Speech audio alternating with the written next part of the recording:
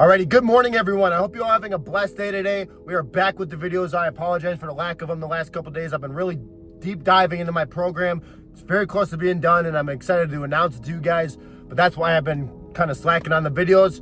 I think we're gonna make a structured schedule just so we can get these videos out in a consistent order and you guys know when they're coming out. And so I won't go like days without making a video like I just did, because it's frustrating. So again, we are going to be, sorry, I had a pop-up on my Mac. What I was about to say is I have my MacBook. I got the topics written out that I want to talk about. So if I'm looking over, that's what I'm looking at, because I want to get this knowledge and information to you guys as cleanly and clearly as possible. So today's topic is people say they want change, but they keep protecting the version of themselves that's holding them back. Now, the problem with this is change requires you to become unfamiliar. People usually retreat when they feel this. They feel that tension of being uncomfortable and they kind of just backtrack. You're like, whoa, I'm good. I'm not doing that. So the problem with this, wanting results requires you to change your identity. Now, if you are someone who doesn't work out and wants to be an athlete, do you continue sitting on the couch doing nothing? Obviously not. You start getting up and going to the gym. When I quit smoking, I used an app, and I like this motto. It's, you are not an ex-smoker. When a lazy person goes and becomes a pro athlete, they're not known as an ex-lazy person, they're known as a pro athlete now. Same with this. You gotta totally change your identity to become that person that you're becoming. It's huge. It's a big game changer, and a lot of people don't use that hack. A lot of people don't realize you can use your brain to these little tweaks and telling yourself these things. It helps a lot. It helps a ton. Number two, wanting comfort and progress at the same time. Kind of just ties into what we just talked about. If you want to become an athlete, but you're sitting on the couch all day, can't just keep sitting on the couch, man. Can't keep sitting and eating the potato chips on your phone all day. You're not going to become a pro basketball player, pro whatever. You got to change. You got to change, and comfort and progress don't do that. I mean, look at all the pro athletes, the greatest of all time. Tom Brady, Michael Jordan, people like them. They don't talk about how it was nice and comfortable and, you know, it was just great. No, they talk about how it was hard. I had to stay disciplined. I had to keep going even when I didn't want to. You got to look at that like comfort. No, you got to go as far away from comfort as possible. Comfort kills. And that also leads into the next one. Number three, saying I'll start soon. I've had this problem a lot of times too. Say, oh, I'll start on Monday. I'll start next month. I'll start on my birthday, maybe New Year's. There's a favorite. I like this quote a lot. It's, the perfect time to start was years ago. The second best time to start is right now. So stop saying you'll do it in a month. Do it right now. You think making this program that I'm making right now, that I was totally ready? No, I didn't. I didn't know how to test apps. I didn't know that. I didn't know where to even write the code. I didn't know any of this. I learned along the way. If you think I'm going to get this app out so much faster now and so much sooner because I decided I'm just going to learn on the way and work on it right now and do that instead of say, oh, I'm going to learn it first and then I'll make it. No. I believe action is king. You take action first and then you learn along the way. There's no one who's you're never going to feel like, okay, right now is good. I'm good to go. No, you're never going to feel like that. Right now, you just got to go. You'll feel like that when you're done. Number four, emotional attachment to old habits. I understand this one completely, because people want what they're used to, what they're comfortable with, what they're used to day to day. Let's take a marriage, a toxic job, just stuff in their life that, they hate it. It sucks, but they're used to it. They're comfortable with it. I think if you're keeping anything in your life, this is my personal opinion, if you're keeping anything in your life that's dragging you down and you know it, you're comfortable with it being in your life.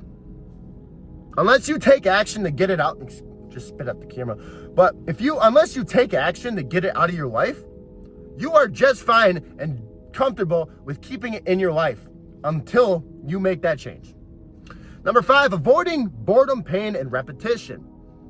You think the gym is just all fun and games and excuse me. You think the gym is all fun and games and it's, oh, this is so fun? Maybe for some people, but for me, I go in there and I work. I don't mess around, dude. I go in there with the mindset of I'm here to work. I'm here to put my body through hell so I can become a better version of myself. At least for me. Everyone should be doing that in my opinion, but some people just go through the motions at the gym. Same with this app. It's boring as hell going through multiple codes, fixing different errors. It's repetitive as shit, and it's painful when I see an error that I thought this program was gonna work, this file that I recoded, I thought it was gonna work, and then a bunch of errors pop up. Chasing success is not fun. It is not fun. Everyone's gonna think you're crazy. Everyone's gonna make fun of you. You know how many people, oh, you gotta go make your videos now, Isaiah? Oh, you gotta go to the gym now? Yes, I do. Because this is what is required of me to achieve what I want, not what you want. Just because you think I'm crazy, just wait. Just wait. That's what I like to tell people. So, number 3, we are gonna talk about why the gym is one of the best things for this. Why, it sucks, but it is one of the greatest teachers that you can have in your life. Now, I'm going to bring up a story.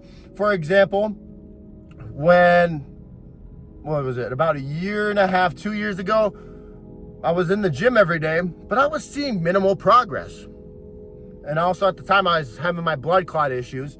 I don't know if I mentioned it. I've had a blood clot issue, and I had to get surgery to remove a rib, so everything is fine now. But, back then I was like, it was before the blood clot, I was like, I'm making minimal progress. And during the times when I was in the hospital and stuff, I'm like, after I get this blood clot, excuse me, after I get this blood clot situation figured out, I'm going to really just go ham.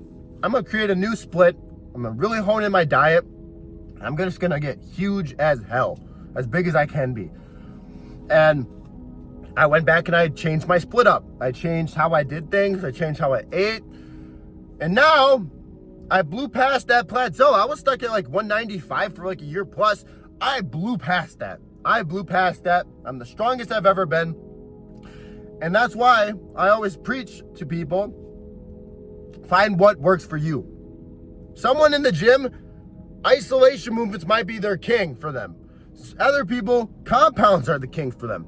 For me, my body responds highly to heavy compound movements. So I prioritize heavy compound movements, but I also throw in some isolation. It's what works for me. It might not work for you, but it works for me. You got to do that. That's why I think the gym is such a great teacher. It teaches you discipline, teaches you consistency is key. It teaches you if things are not going the way you want it, you need to go and revisit what's going wrong and fix it. That's why I love the gym so much. It's not even just because it helps with your physical health, your mental health. It's such a great teacher in everything in life. And it teaches you when things suck, you still got to go work.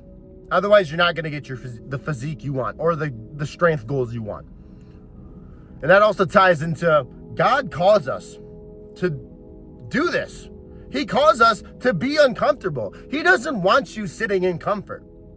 You think I want you to go in the Bible and find someone who was just stuck in comfort. How God reacted to that.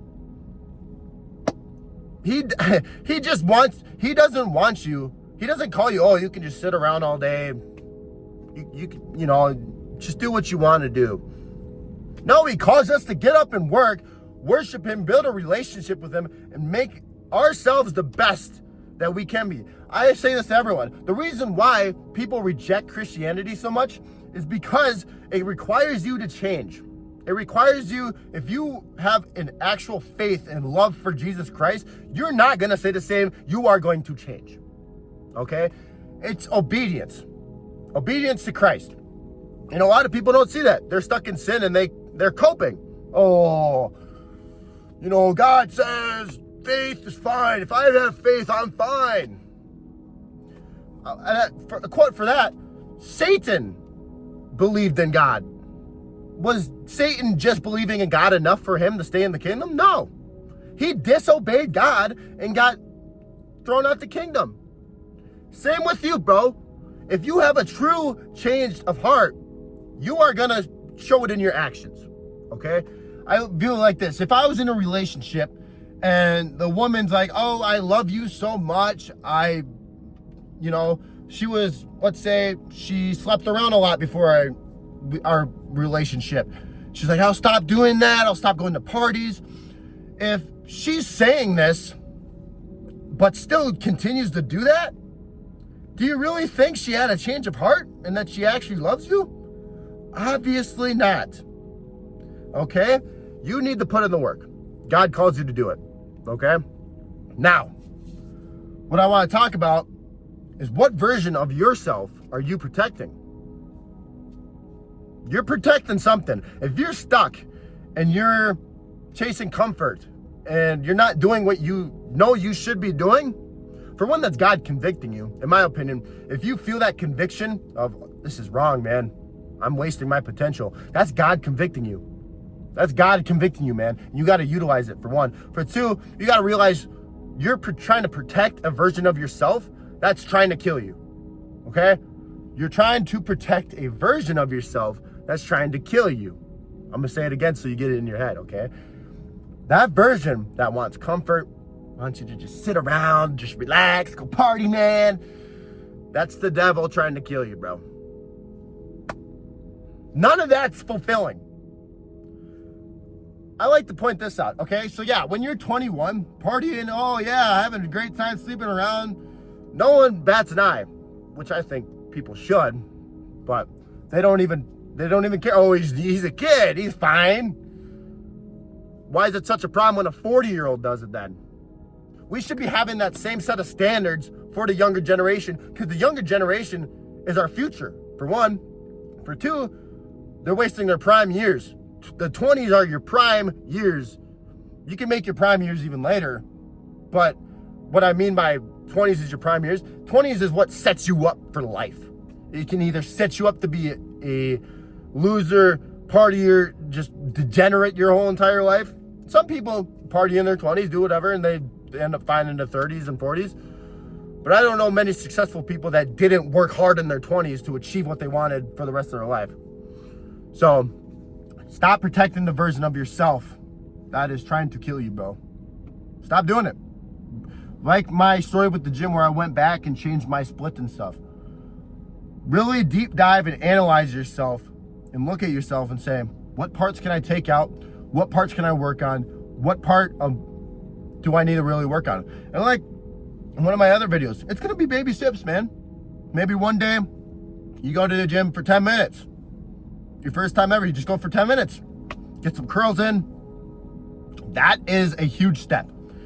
People underestimate that. Baby steps, man. Baby steps every day until one day you're going to look back and be like, holy cow, man. Look where I'm at now. This is awesome. You know what I'm saying? Look at me. I'm benching 225 for reps. Couldn't even bench 135 when I started. Look at this, man. That's going to be you one day, man. If the gym's one of your goals. Or like a relationship with God. Like, man, I feel so distant from God. In a year, you're going to be like, man, I have just this strong bond with God and it's insane. I feel great. It takes time. It takes baby steps, man. Take that first baby step today. The first baby step is analyzing yourself and trying to figure out what part of yourself is trying to kill you and getting it out. I hope you guys enjoyed this video. Again, apologies for the lack of videos. I'm gonna make a schedule today, probably. No, I don't know why I said probably. I'm gonna make a schedule. We're gonna make a set amount of days, I'm gonna come out with a video and try finding a time to always release them at consistently. But I hope you guys enjoyed this video. I hope it helped. If you liked it, please share it with your friends. If you share it with someone you think that could utilize this video, like and sub and comment. And I really appreciate you guys and the feedback you guys give me. And I really appreciate God allowing me to make these videos for you guys. So hope you guys have a blessed week. Obviously, I'm going to be here before the end of the week. I'm just saying, I hope you guys have a blessed week. Let's get after it this week and make this week great.